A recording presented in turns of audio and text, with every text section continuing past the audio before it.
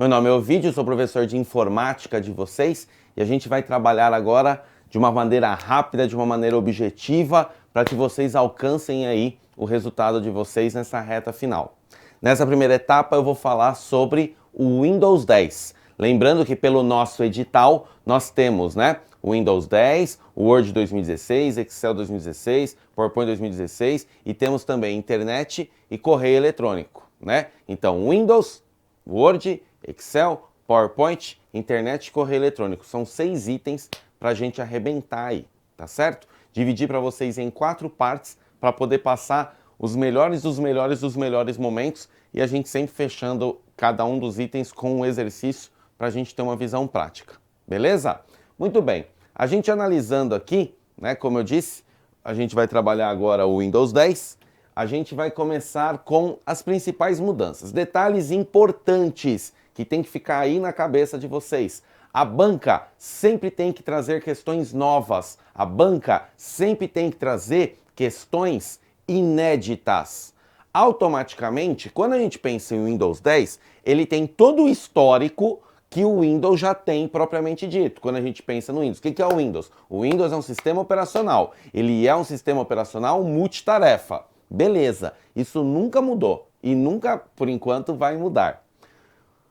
Automaticamente, a chance de nós termos perguntas referentes às coisas específicas e mudanças do Windows 10 é muito grande. Por isso que eu separei algumas dessas mudanças, na verdade as principais mudanças, para a gente trocar uma ideia. Vamos nessa? Olha só, primeira opção que nós temos no Windows 10 que nós não tínhamos anteriormente. Opção da criação de diversas áreas de trabalhos virtuais. Até tirei no meu print, reparem que eu coloquei aqui, ó. Deixa eu mudar minha caneta para vermelha.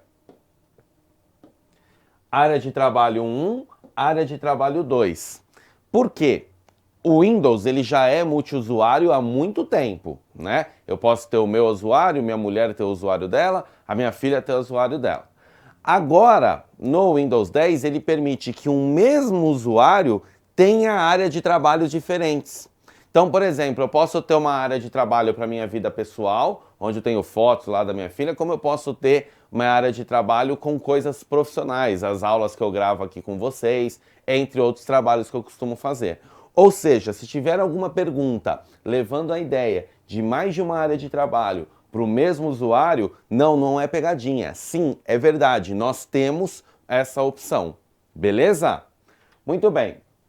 Outra coisa que eu quero falar com vocês é essa ferramenta de álbum de fotos que nós passamos a ter agora também no Windows 10. Então, no Windows 10 eu tenho essa ferramenta que me permite aqui fazer coleções, álbuns, pastas, todas essas opções, tá certo? Automaticamente, se tiver alguma pergunta que direciona para essa opção de álbuns criados, por você automaticamente, ser guardado em pastas, coleções, álbuns, sim, existe essa opção, tá? E a tela é essa aqui, ok, pessoal? Outra observação que nós temos bem bacana também é essa opção da central de ações, que deixa ele com um visual mais próximo do tablet, mais próximo de um smartphone. Isso é uma outra observação importante. Por quê? Quando a gente fala de Windows 10, a gente fala de Windows, na verdade, a gente pensa no monopólio da Microsoft. A Microsoft ela é mundialmente conhecida. Hoje você fala com uma criança de 10 anos, uma criança de 15 anos não dá, Uma criança de 10 anos, ela sabe quem é o Bill Gates. Ficou por muito tempo o homem mais rico do mundo e tal. Por quê? Graças a esse monopólio que a Microsoft criou, principalmente no sistema operacional, consequentemente no pacote Office, não é?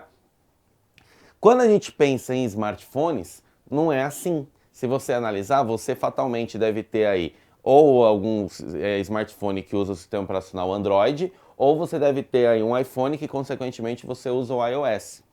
Dificilmente você vê alguém que tenha o Windows Phone. Então o que a Microsoft vem fazendo, na verdade, desde a versão do Windows 8, que foi uma versão meio que deu burros na águas aí, A 10 é a versão 8 com os erros corrigidos. Mas se a gente analisar, vocês vão perceber, mas não só nesse item, como em outros itens, que a Microsoft vem puxando para essa linha mais smart, para essa linha mais touchscreen, para essa linha mais alta. Então, perguntas que envolvam touchscreen com Windows 10, você pode analisar com bastante calma, porque existe uma chance grande. Então, se a gente analisa aqui essa opção, reparem, tá vendo? Eu tenho a opção de deixar o meu Windows, não o Windows Phone, o meu Windows 10 mesmo, no modo tablet.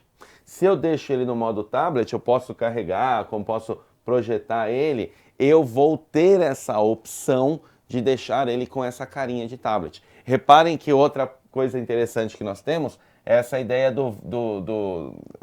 aqui, né, o VPN, que é você pensar aí, né, na rede privada, né, virtual, que é, por exemplo, quando você trabalha home office. Então, se tiver alguma pergunta, existe a possibilidade de se trabalhar com VPN utilizando o Windows 10? Lembrando, VPN é quando você pensa em Virtual Private Network, tá certo? Que é a ideia de rede privada, né? É eu poder acessar algo lá do meu trabalho via VPN. Muito bem. Nós temos aqui também o acesso rápido ao Explorer, tá? O Explorer velho de guerra, que já vem aí de várias versões, né, do Windows. Lembrando que o atalho para a gente acessar o Microsoft no Windows Explorer é a tecla Windows mais a tecla E, né? Lembrando que a tecla Windows é a teclinha que fica do lado esquerdo do Alt, tá certo? E aqui eu tenho essa opção de acesso rápido. Então, se envolver alguma pergunta nessa linha, sim, no Windows 10 nós temos essa ferramenta que chama acesso rápido ao Explorer. Aí nós temos também, é importante dizer, a mudança de diversos ícones, né? Então a gente teve vários ícones aí que foram atualizados. Então se aparecer algum print, provas de informática elas sempre são ricas em prints, né? Dificilmente você vai passar por um concurso como esse nosso aqui da PM sem ter questões que envolvam print. Normalmente Excel, principalmente quando vem planilha, mas do Windows também a gente pode pensar. Então a gente tem que tomar cuidado com esses novos ícones. E o meu computador, que mundialmente ficou conhecido como meu computador, você utilizava o termo meu computador, no Windows 10 recebe a nomenclatura de este computador. Parece um detalhe, mas questões de informática para concurso, de repente vem algo na linha este computador, você fala, nossa, mas o que é esse negócio de este computador? O este computador é o conceito do meu computador que a gente usa nas versões antigas. O que eu acesso no este computador?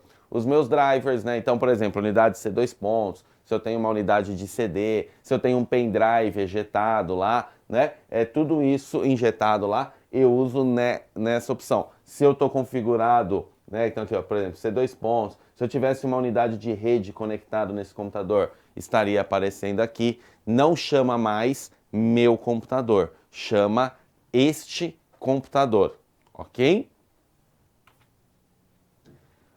Aqui também a gente não tem como negar a força que nós temos da computação em nuvem no momento, Cloud Computing, né? Então a ideia do Cloud Computing, a chance de ter que o avaliador tenha, né, na hora o avaliador da banca ao criar a questão, ter pensado em alguma coisa que envolva computação em nuvem é muito grande. Quando a gente pensa em Google, por exemplo, a gente tem o Google Drive. Se você tem um e-mail Gmail, você usa o Google Drive. Quando eu penso em Microsoft, a ferramenta mais conhecida que nós temos é o OneDrive. Então vocês vão perceber que aqui eu tirei um print do Windows Explorer, né? Então aqui é um print do Windows Explorer. E reparem que aqui eu tenho as minhas unidades e tal. E olha, o acesso rápido, como eu mencionei há 2 prints atrás, a parte de downloads e mais. E eu tenho o item OneDrive aqui, ó, integrado no próprio Windows 10. Então, se tiver alguma pergunta falando sobre a integração do Windows 10 com o OneDrive, sim, ela é totalmente possível. E o OneDrive, ele fica no Windows Explorer, ele cria lá como se fosse uma unidade de disco da máquina. Lembrando, qual o conceito de computação em nuvem? Quando eu salvo algo no meu computador no C2 pontos, lá no meu HD, aquele arquivo, ele está no meu HD. Se eu salvo algo no OneDrive, ele não está no meu HD, ele está na nuvem. Ou seja, vamos imaginar que aqui é o meu PC e aqui é o meu servidor de internet. aquele arquivo está aqui, tá certo? Desde que eu tenha conexão com a internet, eu mando arquivo para a nuvem e eu baixo o arquivo da nuvem. Desde que eu tenha conexão com a internet. Esse é o conceito da computação em nuvem. Então, pensando no OneDrive, eu posso colocar um monte de arquivo lá. Por exemplo, para fazer essa aula, isso aqui é um arquivo do PowerPoint. Eu poderia colocar no meu OneDrive, lá na minha casa. Eu chego aqui para gravar, eu acesso a máquina e acesso a minha pasta na nuvem. Tá certo? Não é à toa que ganhou força pra caramba essa ferramenta aí.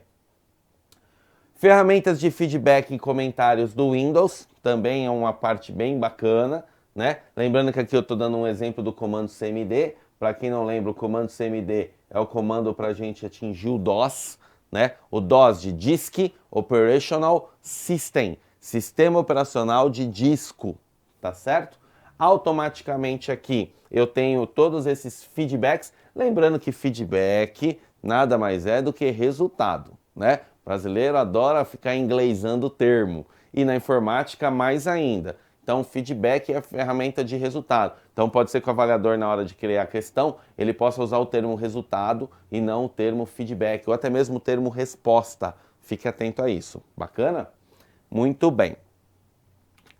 Outra ferramenta que nós temos aqui bem legal é a ferramenta Filmes e TV, tá certo? Que é essa ferramentinha aqui que eu printei para vocês, que é como qualquer outra ferramenta que trabalha com vídeos, né? E até mesmo filminhos, entre outros aspectos. Detalhe importante, quando a gente fala de filmes, tal, software padrão Windows, a gente sempre lembra desse cara, né? O Windows Media Player.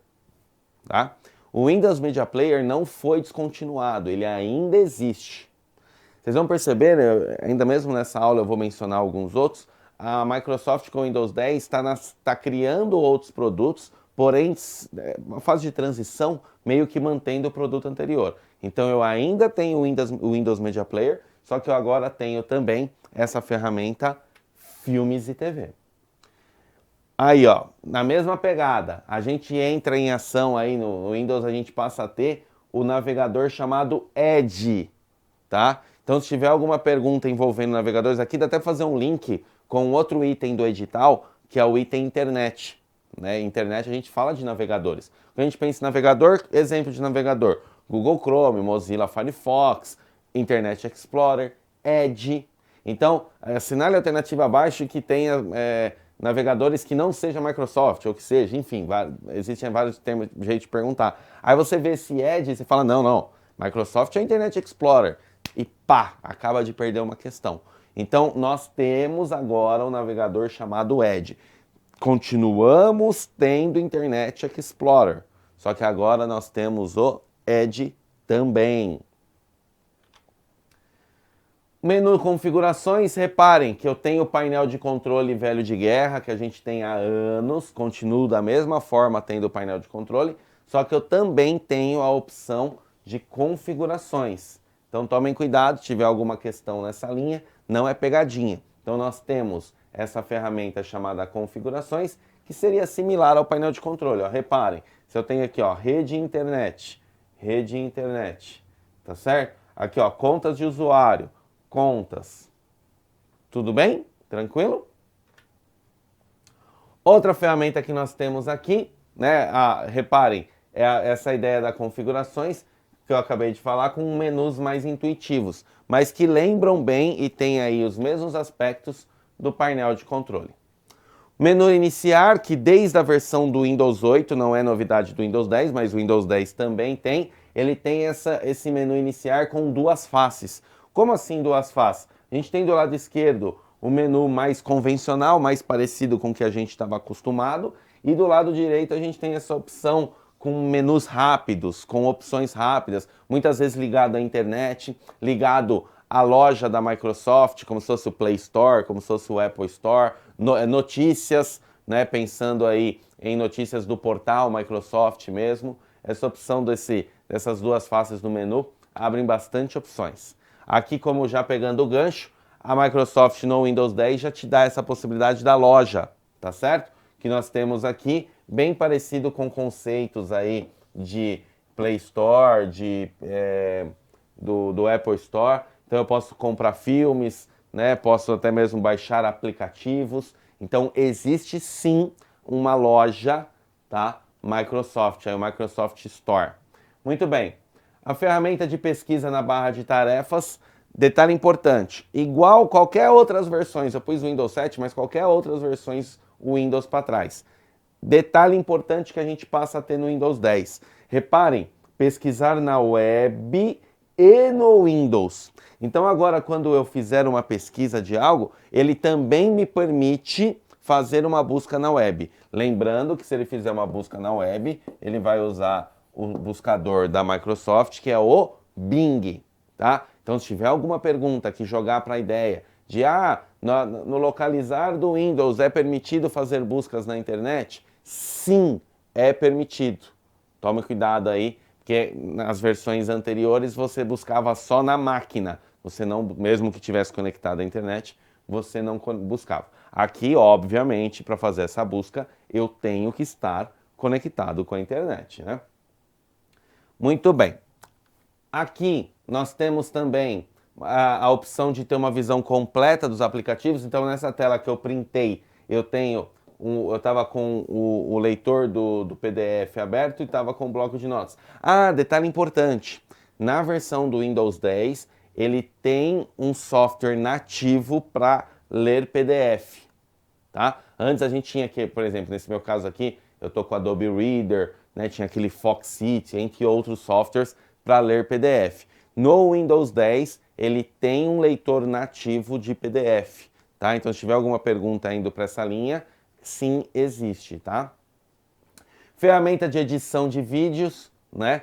É óbvio que é uma ferramenta simples, né? Pensando aí, da gente voltar no tempo, tinha um tal de Windows Movie Maker há um tempo atrás, aí, bem lixudinho, né? É o mesmo conceito, mas sim, existe uma ferramenta nativa para edição de vídeos no Windows 10.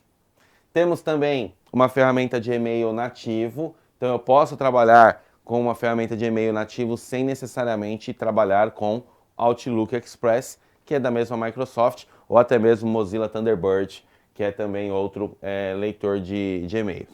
Aqui nós temos uma visualização de arquivos recentes, né? Então os arquivos que foram abertos recentemente eu posso trabalhar, mas isso já tem em outras versões mesmo, tá? Acho que de uma maneira geral a gente consegue mostrar bem essa ideia. Vamos fazer um exercício que pode cair para vocês, e é um exercício bem interessante que já caiu em concurso da mesma banca que nós vamos ter aí na PM, da VUNESP, para a gente ter uma ideia bacana. Então, considere a imagem a seguir do Microsoft Windows em sua configuração padrão, com o arquivo atendimento selecionado. Assinale a alternativa que indica a tecla pressionada para que o arquivo possa ser renomeado e o nome válido atribuído a ele. Detalhe importante, esse exercício a gente resolve em 2 etapas, né? Porque ele fala a tecla pressionada e para que possa e o nome válido para poder usar. Primeiro, reparem que nas teclas pressionadas ele me dá a opção de F1 e F2 apenas.